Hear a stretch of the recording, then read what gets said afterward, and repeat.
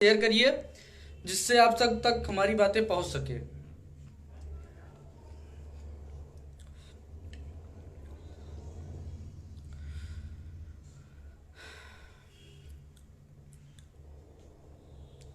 सभी साथियों को नमस्कार।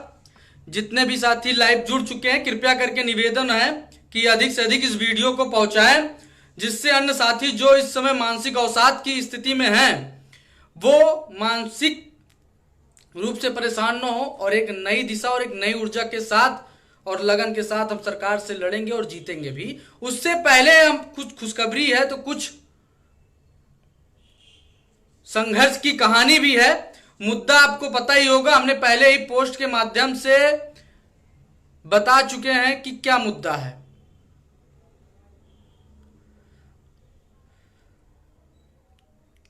जितने भी साथी हैं जितने जल्दी से जुड़ सकें तो जुड़ सकें, क्योंकि हम नहीं चाहते कि लाइव सेशन बड़ा ज्यादा लंबा जाए, कम शब्दों में आप तक आवाज पहुंच सके, यही गुजारिश है।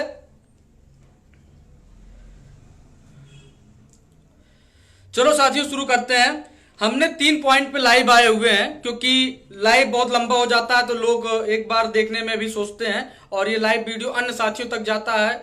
तो शुरुआत करते हैं अब। जैसे कि साथियों 3 मुद्दा है। पहला मुद्दा है ये है कि प्राथमिक शिक्षक भर्ती आखिर कब तक। दूसरा कि संघर्ष की शुरुआत कब तक। तीसरा आयोग का गठन कब तक। आयोग का गठन कब तक। देखिए साथियों, पिछला तो बहुत संघर्ष किया गया और भर्ती का शिक्षा मंत्री ने लिखित आदेश के बाद भी हम सबकी मांग अधूरी रह गई और हम सब जीती हुई बाजी को हार गए। उसका कारण यह भी हो सकता है कहीं ना कहीं सरकार को हम सब की कमजोरी का पता एहसास हो चुका है।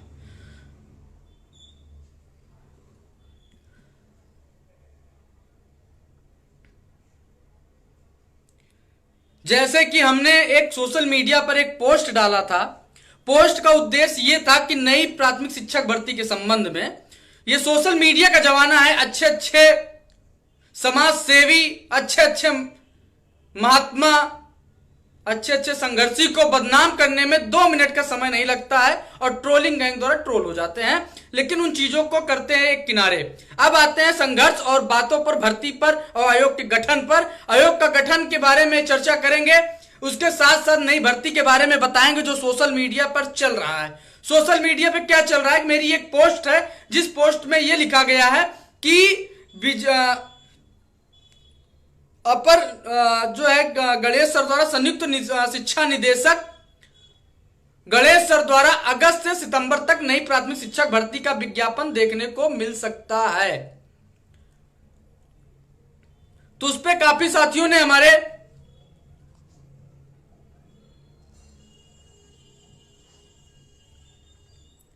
कमेंट किया कि ये भी सरकार का जुमला होगा, ये होगा, वो होगा, हर कुछ होगा। मैं ये नहीं कहता हूं मैं सरकार का समर्थन करता हूं, कभी मैं ना कभी ये कहता हूं जब तक मुझे लिखित आदेश नहीं मिलता है तब तक मैं किसी चीज का भरोसा नहीं मानता हूं। मेरा पर FIR दर्ज हुई है जिसके तहत मुझे विभाग में आना जाना लगा रहता है, क्योंकि भाई पैरवी करना अनिवार्य होता है।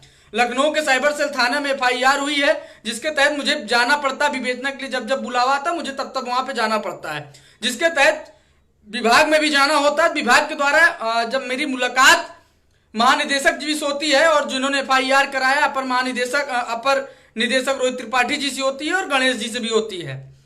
तो हुआ यूं कि मेरी मुलाकात हुआ, मैंने पूछा सर क्या भर्ती है। भर्ती हमने तो भर्ती के लिए लड़ा भी, डीलेट भी किया, टेट भी पास हुए, सीटेट भी पास हुए और नौकरी तो मिली नहीं, लेकिन FIR जरूर मिल गया।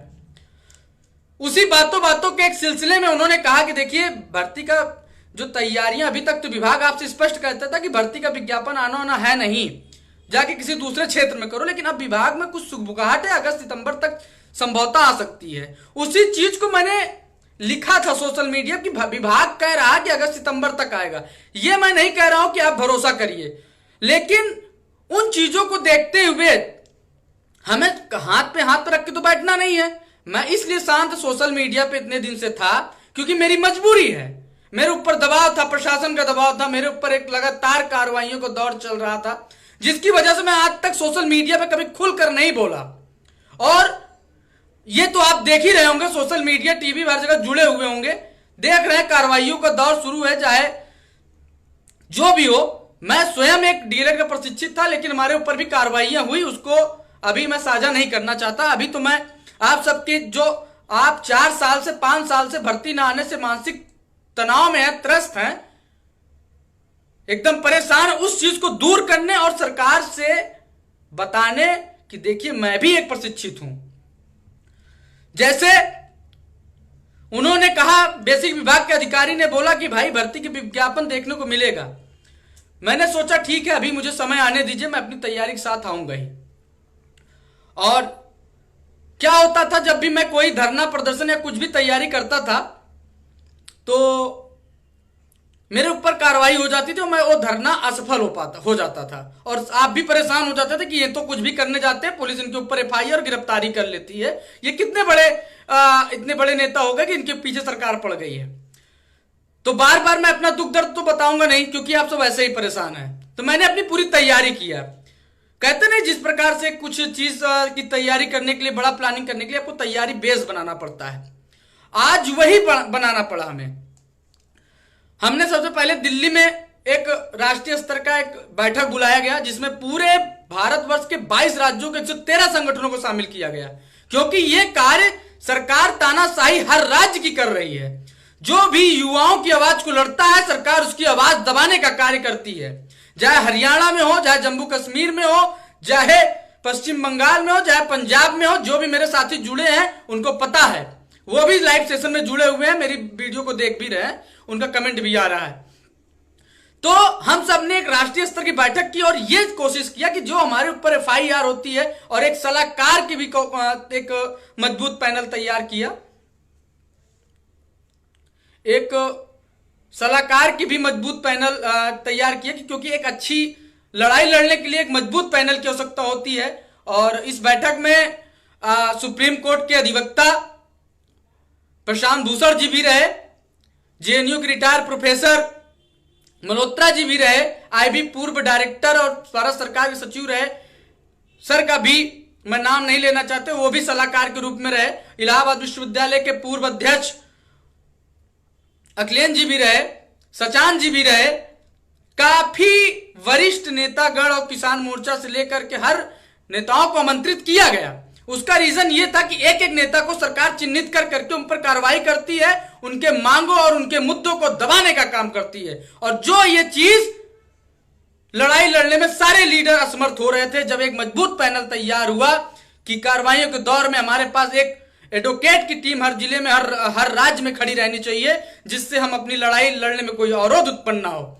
जिसके बाद हमने वहां बैठक करने के बाद हमने लखनऊ और दिल्ली में प्रदर्शन की तैयारी भी की, जिसमें हमारा लखनऊ मेन मोटिव था कि लखनऊ में हमें राज्य सरकार से प्राथमिक शिक्षक भर्ती का विज्ञापन जारी करवाने के लिए इस लड़ाई को बड़े स्तर पर लड़नी होगी, तो एक बड़ी जनसैलाब खड़ा करना होगा। और बड़े जनसैलाब के लिए एक बड़ी तैयारी करनी पड़ेगी। लोगों तक, जन जन तक, युवाओं, बेरोजगारों तक हमें यह बात को पहचानी होगी कि प्राथमिक शिक्षक भर्ती के लिए जागृत और उनको समझाना होगा, क्योंकि जो हमारे प्रशिक्षित हैं वो 21 लाख के करीब हो चुके हैं, और लड़ाई केवल मात्र 2100 लोगों से नहीं जीती जा सकती। और 2100 लोग जीतने के लिए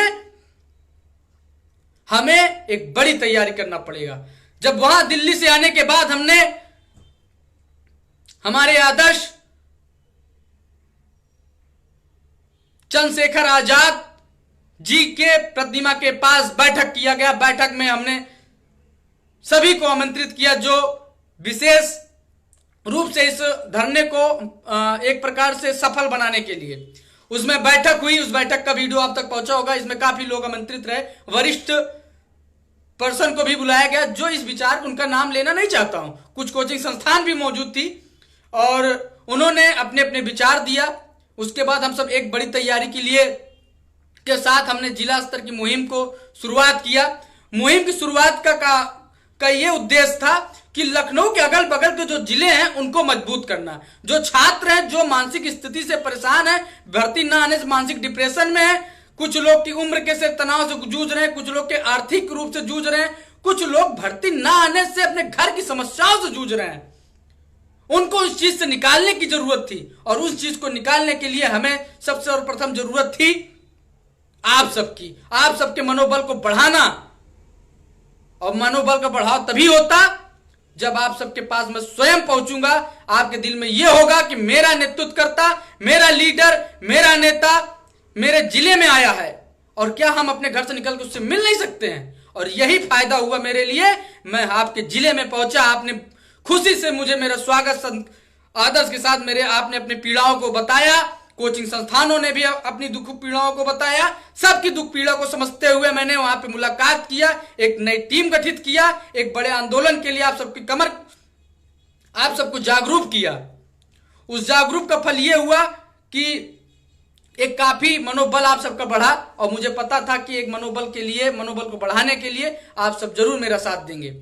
हमने दिल्ली, अमेठी, सुल्तानपुर, इलाहाबाद, भदोही, कानपुर, हमीरपुर में बैठकें करने के बाद इलाहाबाद की पावन धरती पर आज मौजूद हूं।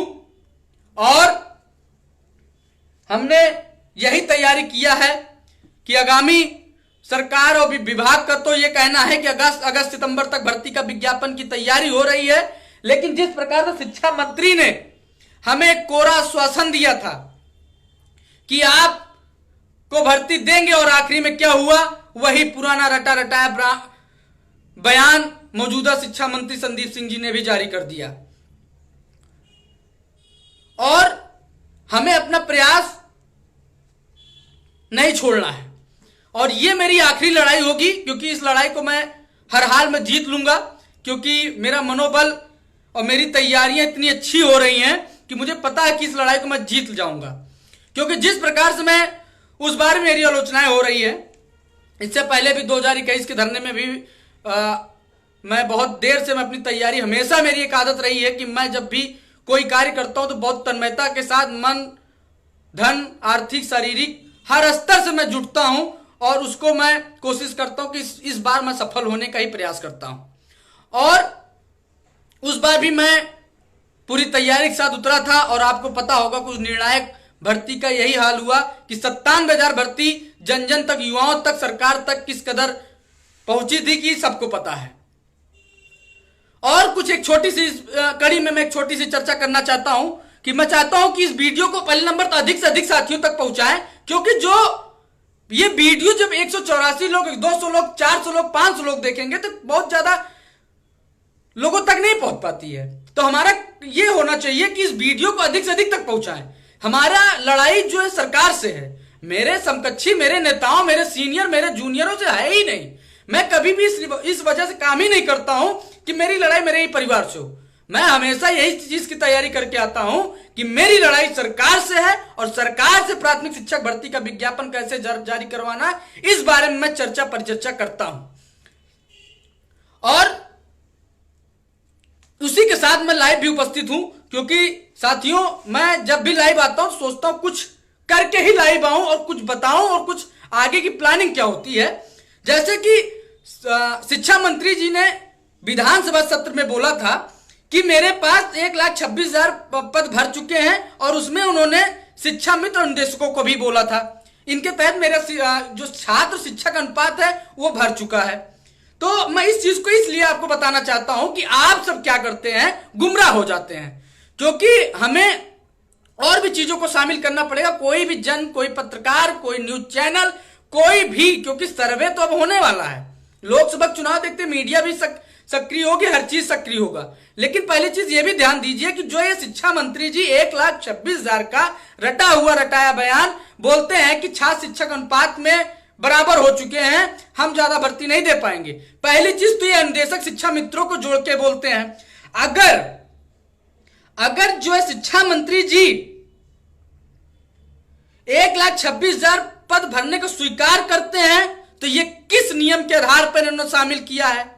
क्योंकि एक तरफ सुप्रीम कोर्ट में बोलते हैं कि मान्य नहीं है, दूसरी तरफ ये कहते हैं कि हम 1,26,000 भर दिए।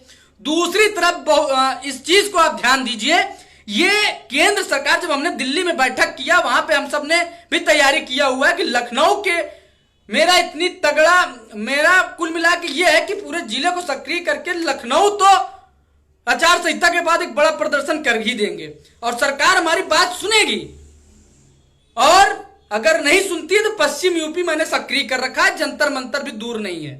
सरकार जैसे मानेगी वैसे मनाने का काम हम करेंगे। सरकार को संघर्ष चाहिए, संघर्ष, पढ़ाई, योग्यता देखनी होगी तो योग्यता में हम सब भी तेज हैं, क्योंकि टेट सीटेट डीएलएड पास करके आए हुए हैं। दूसरी चीज कि केंद्र सरकार ने भी बयान जारी किया था, संसद की समिति ने सरकारी स्कूलों में 9,80,000 से ज्यादा पद बताया है कि पूरे भारतवर्ष में खाली है, जिसमें राज्य उत्तर प्रदेश की सरकार में कम से कम 1.25 लाख पद खाली हैं और इनको भरने के लिए बोला भी है। केंद्र सरकार ने राज्य सरकार को आदेश भी दिया है। तो अगर शिक्षा मंत्री जी बोलते हैं पद भरा हुआ है, तो संसद की समिति किस आधार पर उत्तर प्रदेश सरकार को कहती है कि प्राइमरी विद्यालयों में आप शिक्षकों की पद भर्ती करिए? पहला चीज। दूसरा चीज कि सरकार यह भी बोलती है कि 15 लाख शिक्षा मित्र पूरे भारतवर्ष में है, तो आपने किस आधार पे बताया कि शिक्षा मित्र यहां पर उत्तर प्रदेश में 1.25 लाख? बहुत सारे विवादों की जब हमने इस पर विचार किया, इस चीज की जानकारी इकट्ठा करना शुरू किया, तो बहुत सारी चीजें निकल के आई। आज उसी की देन है कि हम सब ने पूरा डाटा क्रिएट किया हुआ है। यह पूरा डाटा उत्तर प्रदेश के बेरोजगारियों का है, यह डाटा पूरे बेरोजगारों का है कि जिस प्रकार से सरकार हम सबको अंधकार में, आरटीआई जन सूचना अधिकार पे भी सही जानकारियां, जिस प्रकार से आप देख सकते हैं कि रोजगार पे 2022 में श्रम शक्ति भागीदारी 33.50% थी, राष्ट्रीय स्तर पर 39% थी, लेकिन बेरोजगारी दर घटती नहीं जा रही है, बढ़ती जा रही है। और उत्तर प्रदेश सरकार भर्ती नहीं निकाल रही है। क्यों नहीं निकाल रही है? क्योंकि रिक्त पद है, तब भी क्योंकि उनको डर है कि राजकोष का खजाना खाली होगा, और जब राजकोष खाली होगा तो राशन देने में कमी होगी। सबसे बड़ा राशन वोट बैंक है।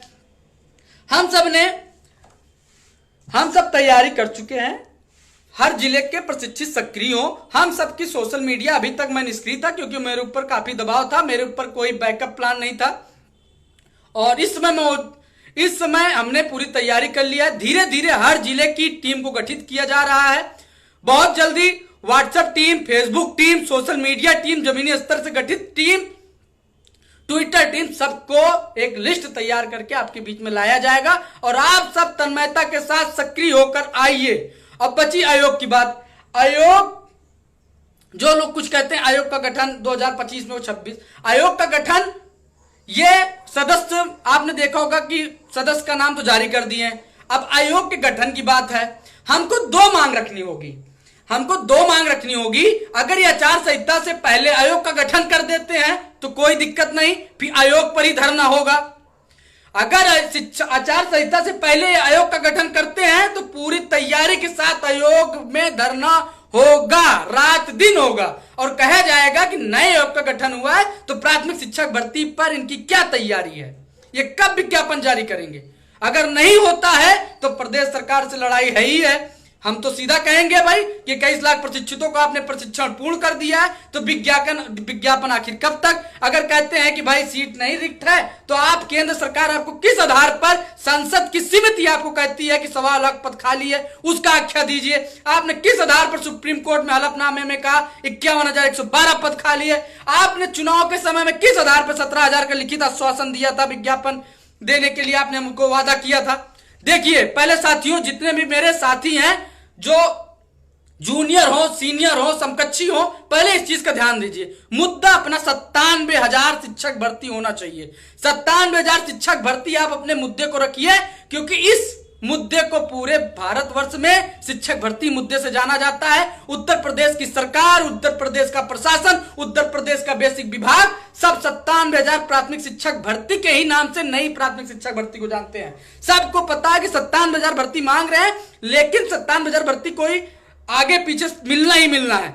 लेकिन आप मुद्दे को डाइवर्ट मत करिए। अगर पेपर में छप के आ जाता है 17,000 तो आप 17,000 चिल्लाने लग जाते हैं। 51,112 आ जाता तो आप 51,112 चिल्लाने लग जाते हैं। 63,000 का विज्ञापन आपको पेपर में आ जाता है, आप 63,000 के लिए चिल्लाने लग जाते हैं। पहले चीज, आप एक नाव पर खड़े रहिए, कभी भी दाएं बाएं मत होइए। 97,000 भर्ती आपका हक है, आपका अधिकार है। नहीं तो आपको आधा समय बताने में मीडिया को, सरकार को, विभाग में यह लग जाएगा कि आप चाहते क्या हैं। क्योंकि आपने देखा होगा कि जब भी मैं 97,000 भर्ती के लिए लड़ाई लड़ता था, तब तक जो है विभाग, मीडिया उसको आरक्षण वाले मुद्दे से जोड़ देती थी। हमको बताते बताते कम से कम 25 दिन 20 दिन लग गए कि भाई ये नई शिक्षक भर्ती का धरना है।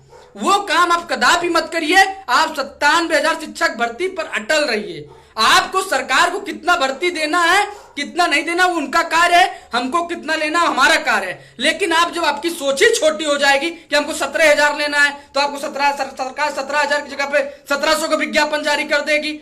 लेकिन आप अपनी सोच को बड़ा करिए कि 97,000 भर्ती लेना है। आप तान कर बोलिए 97,000 भर्ती, 21 लाख प्रशिक्षितों का आपने प्रशिक्षण पूर्ण किया है, आपको देना होगा। तब सरकार को मजबूरन भर्ती देना होगा, चाहे 51,112 दे, चाहे 63,000 दे, चाहे 97,000 दे, जितना भी दे, लेकिन देगी तो। लेकिन सोच तो बड़ी रखो और मीडिया को, विभाग को गुमराह हमको ना कर पाए, इस चीज से बचो। अगर विभाग आचार संहिता से पहले आयोग का गठन करता है तो हमारे लिए सरप्लस है, फायदा है। नहीं करता है तो 2 मांगों पे धरना होगा। पहला, आयोग का गठन, और नई प्राथमिक शिक्षक भर्ती पर। क्योंकि बिना आयोग के गठन से प्राथमिक शिक्षक भर्ती देंगे नहीं, और आयोग का गठन होगा तो प्राथमिक शिक्षक भर्ती पे कार्य उतनी तेजी से शुरू होगा। अब आती है बात की संघर्ष।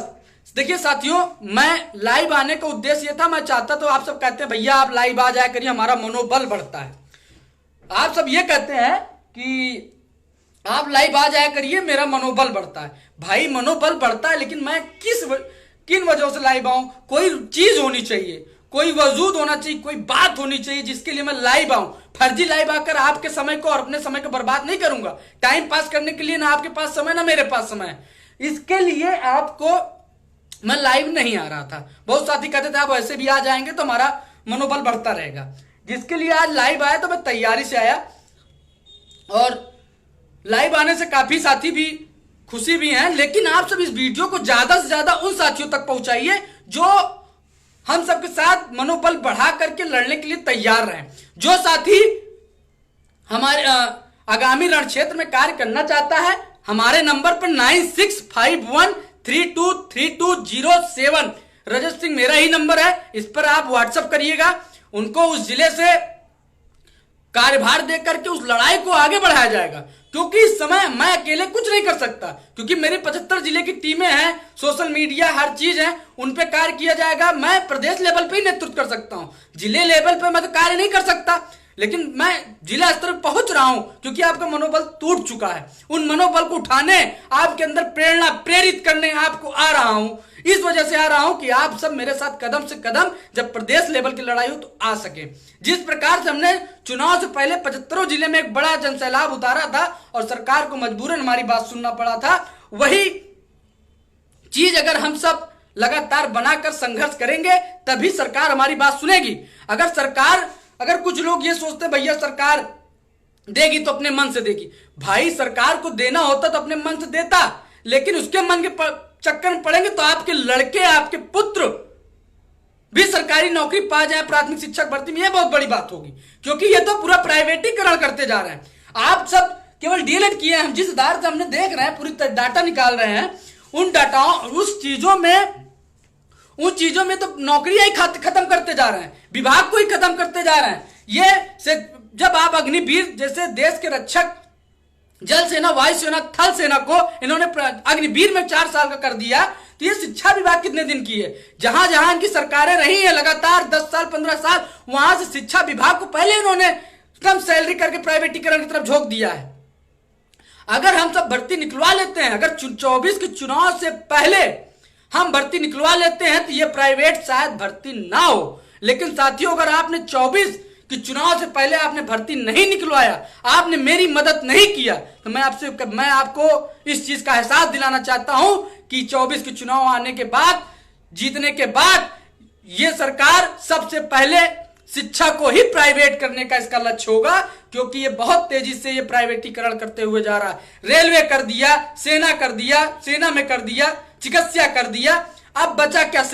शिक्षा में तो ये बहुत तेजी से करेंगे और कोई विरोध भी नहीं कर पाएगा। आप सोच रहे कोई विरोध कर लेगा क्या? इनका कोई विरोध नहीं कर पाएगा।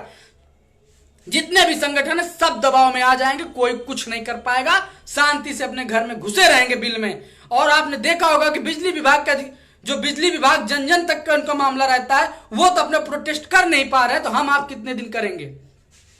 साथियों, इस वीडियो के माध्यम से मैं बस ये बताना चाहता हूं कि विभाग ने हमको भले ही अगस्त सितंबर तक भर्ती आने के लिए आश्वासन दिया है, लेकिन हमें उन आश्वासन में नहीं रहना है। आचार संहिता के बाद मैं पूरी तैयारी के साथ उतरूंगा मैदान में, और मुझे आपका साथ और सहयोग चाहिए, क्योंकि मेरी लड़ाई सरकार से है।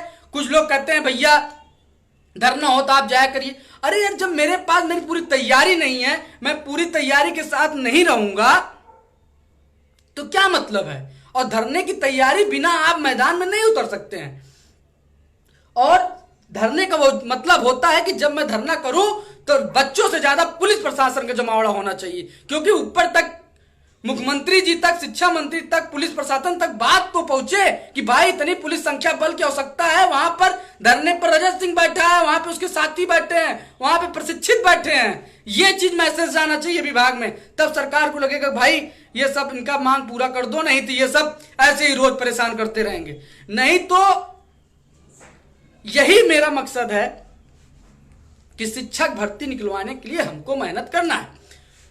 कुछ लोग कहते हैं कि भैया जब तक आप अभी आ जाइए, कल आ जाइए, परसों आ जाइए, मैं इसलिए देर में मैं हमेशा मेरा साथ और समर्थन, और मैं तभी उतरता हूं मैदान में जब मेरी पूरी तैयारी हो। पता लगा मैं खोखला हूं और मैं जमीन पर उतर गया, पता लगा 50 की भी संख्या नहीं आई, तो इसलिए मैं जब भी उतरता हूं तो पूरी तैयारी के साथ उतरता हूं। जब मुझे लगा कि हाँ ये पूरी तैयारी हो गई है, पूरी मेरी जिला टीम, जिला कार्यकारिणी मजबूत हो चुकी है, मीडिया सेल, आईटी सेल मजबूत हो चुके हैं, और हम सब हर स्तर से मजबूत है, तब धरना रखा जाता है और उसका फायदा भी मिलता है। मीडिया को मैनेज करना, क्योंकि पता लगा मीडिया में हमने धरना दिया, फिर अगले दिन पेपर में अगर अच्छा का मामला, तो इन चीजों को बहुत मैनेज करके हमको धरना रखना पड़ता है। और भी साथी कमेंट कर रहे हैं, बहुत जल्दी आप कमेंट करिएगा जिससे मैं आपकी बातों को रख सकूं।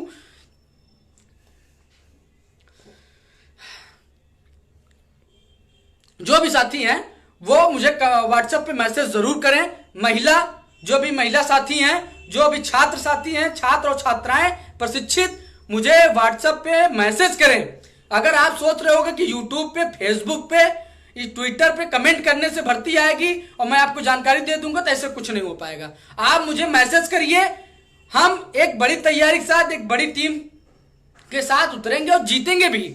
और और एक बहुत महत्वपूर्ण मुद्दे पे मैं चर्चा करना चाहता हूं। महत्वपूर्ण क्या, बहुत ही महत्वपूर्ण हो चुका है, क्योंकि कुछ अराजक तत्व टाइप के लोग सोशल मीडिया पे आ चुके हैं। वो पहले चीज तो चुनाव के समय में सरकार की चमचाई और भक्तई करते थे।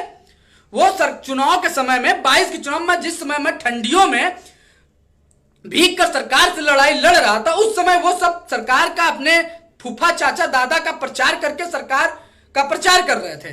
जैसे ही सरकार बनी, लड्डू बांटे, मंदिर में चढ़ावा चढ़ाए, फिर उसके बाद झूठी कला करने के लिए धरना की नौटंकी करते हैं। धरना की नौटंकी करते हैं और उसके बाद फोटो एक सुबह खिंचाएंगे, एक शाम खिंचाएंगे और बच्चों से कहलवाएंगे कि वो देखो धरने को समर्थन नहीं दे रहा है। पहली चीज तो आप समझ लीजिए कि मैं बच्चों के भविष्य के साथ कोई खिलवाड़ नहीं कर सकता, क्योंकि 21 लाख प्रशिक्षित भर्ती न आने से एकदम परेशान है, और मैं भी जाऊं, अकेला जाऊं तो ऐसा नहीं हो सकता। धरने की तैयारी आचार संहिता के बाद एक बड़ी तैयारी के साथ होगा, और आप सबका मैं साथ और सहयोग की बात करता हूं। और ऐसे लोगों से बचें, क्योंकि वो लोग जातिवाद, धर्मवाद, पार्टीवाद का आपके अंदर जहर बो रहे हैं। आप अपने नेतृत्वकर्ता पे ही शक करने लग गए हैं। आप कोई भी नेता मुझे बता दे मैं किसी पार्टी के एजेंट हूं। मेरी फोटो सपा के नेताओं के साथ होगी तो भाजपा नेताओं के साथ है, आम आदमी पार्टी के नेताओं के साथ है, बहुजन समाजवादी पार्टी के नेताओं के साथ है। मेरी फोटो हर नेताओं के साथ, हर पार्टी के नेताओं के साथ है, क्योंकि मैं एक पीड़ित अभ्यर्थी हूं। मुझे सारे नेताओं का समर्थन चाहिए। मुझे अपनी आप बीती सारे नेताओं को बताना पड़ता है, चाहे नेता विपक्ष हो, चाहे मौजूदा नेता हो, डिप्टी सीएम हो, चाहे सपा, भाजपा, बसपा, आम आदमी पार्टी। मैंने हर नेताओं के पास जाकर के अपनी दुख पीड़ा को बताता हूं, क्योंकि मैं 21 लाख प्रशिक्षितों के भविष्य के साथ खिलवाड़ नहीं कर सकता।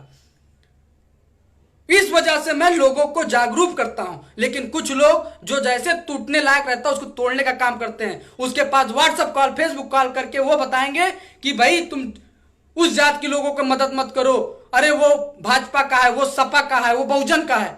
फिर कहेंगे वो जनरल है, वो ओबीसी है, वो एससी है। फिर कहेंगे अरे यार हम ब्राह्मण हैं, हम ठाकुर हैं, हम यादव हैं, हम मुस्लिम हैं, अलग अलग टीम बनाओ, अपनी राजनीति चमकाएंगे। इस चीजों से बचिए, ऐसे अराजक तत्वों से बचिए, क्योंकि वो लड़ाई सरकार से नहीं लड़ना चाहते हैं। उनको बस ये लगता है कि मेरे बीच का एक साथी इतना आगे बढ़ गया है तो मैं क्यों उसको नीचे गिराऊं। वो भर्ती के लिए नहीं लड़ रहे हैं, उनका बस एक मोटिव बन गया कि रजत सिंह को नीचे गिराओ, रजत सिंह को नीचे गिराओ। बस इसी मोटिव पे वो काम करना चाहते हैं। वो प्राथमिक शिक्षक भर्ती के लिए नहीं धरना देना चाहते हैं, बस वो ये चाहते हैं कि अगर ये बैकडोर पे हो जाएगा तो हमें अपनी राजनीति चमकाने का कुछ मौका मिलेगा। मेरे ऊपर एफआईआर, मेरे खिलाफ विभागों में शिकायत दर्ज करवाना, मेरे खिलाफ प्रशासन को झूठी खबरें प्रेषित करवाना, ये काम कौन करता है? हमारे आपके बीच के कुछ अराजक तत्व हैं जिनकी मंशा केवल राजनीतिक चमकाना है। वही लोग आप सबको भ्रमित करते हैं। क्या करते हैं? देखता हूं कोई भी मेरे बारे में बोल रहा है उसको ग्रुप से लेफ्ट कर दे रहा है, कोई भी फेसबुक पे बोल रहा है उसको गाली देना शुरू कर देते हैं। ऐसे लोगों से बचिए। लीडर, सोशल मीडिया ऐसी चीज होती है, अच्छे लोगों को 2 मिनट में बदनाम कर देते हैं और बदनाम लोग हीरो बन जाते हैं। यह है सोशल मीडिया।